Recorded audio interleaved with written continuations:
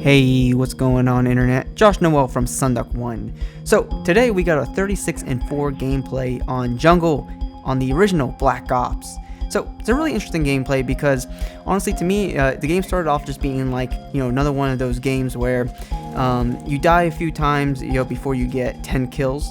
And to me, that's kind of a boring start to a game. It's like, oh, this is not going to be a fun gameplay to play. But the thing is, I stick to my strategy, which is flanking around the sides of the map, and it turns out to be quite useful for me. So I guess the thing to take away from this video is sometimes you shouldn't stray away from your strategy, especially on a game like Black Ops, where really you come across players who are either, like nowadays, where they're like not so good or they're really good. So I find that kind of funny, but it's a great game. Black Ops, the original Black Ops, is one of my favorite Call of Duty games, and it's always great that I can go back and still play it today. But sticking to my strategy here, I know that the enemies are really coming for us right now, and I'm kind of holding back because I don't want to run out in the open and get killed or triple teamed or whatever. But watching my teammate do some work and make sure to get his back there, which I did, and of course the painful second chance, not a lot of fun. And of course I hit another guy in second chance, which ends up in my death because I was double teamed. And like I said, I felt like it's gonna be one of those games where I get a couple kills and die, which is just never fun. But right now I'm trying to just figure out what's going on in the game.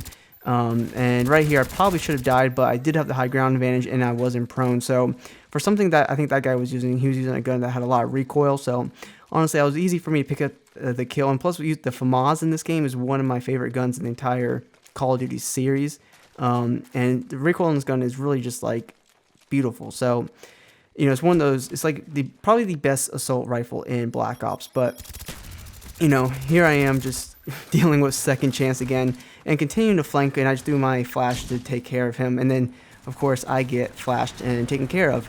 So of course it's not cool. I am using the suppressor, but sometimes flanking can be tough to work with.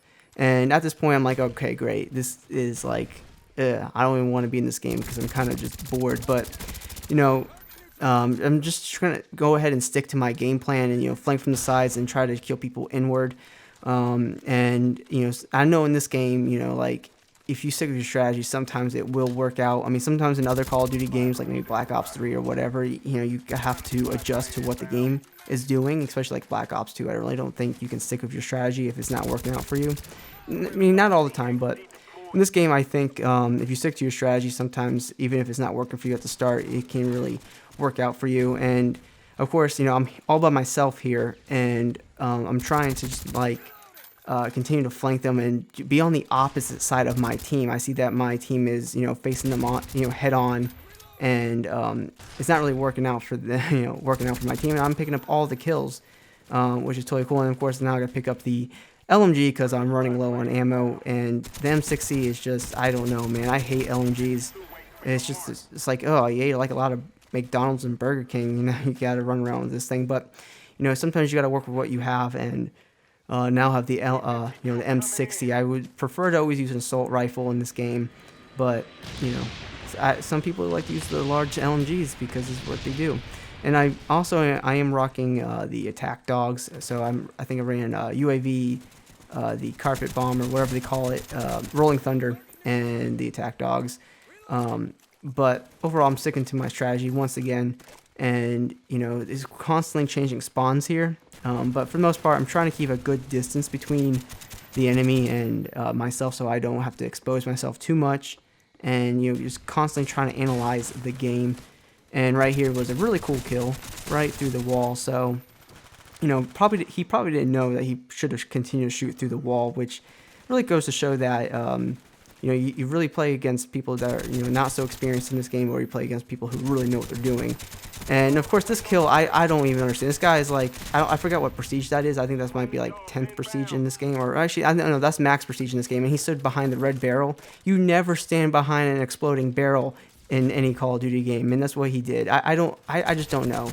It's not like he was bad or anything, because I do look at the combat record stats, but it's like you just don't do that. You don't stand behind like a red exploding barrel. And I did die there because I was overwhelmed, and I was using the a very slow gun, so of course I was going to die holding down that bridge. But right here I'm trying to, one thing I like to do in Black Ops why is one of my favorite Call of Duties, because it was easy for me to hold a I forgot the name of that anti-air launcher, but I always like to take down UAVs or helicopters or whatever. I've never done that in any other Call of Duty game except for Black Ops, and just because I felt like the pistols didn't really do it for me in this game, and I never really used them. I always pick up other people's weapons when I run out of ammo, and I like to take down score streaks, which is awesome. Actually, sorry, it's not score streaks in this game, it's kill streaks. Yes, Call of Duty has changed so much.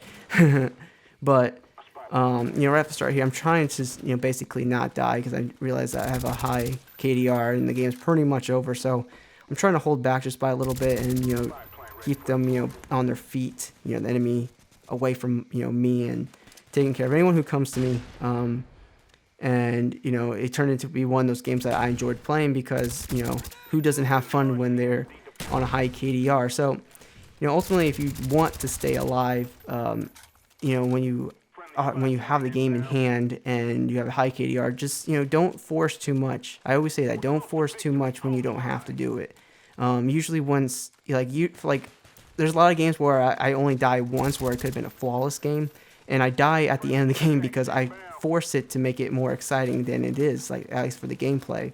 So the goal is, if you want to have a high KDR and be impressive and stuff like that, don't force anything at the end of the game where you have to die, because literally the goal of the game is to win, and the game is already won. It's 7,200 to 3,400. So there's nothing they can do. But of course here I put myself in a situation where it's like, I am gonna try to get a few kills at the end of the game, which was pretty it turned out to be really well for me. So anyway, guys, if you guys have any questions or whatever, please drop a comment down below. Love to talk to you guys.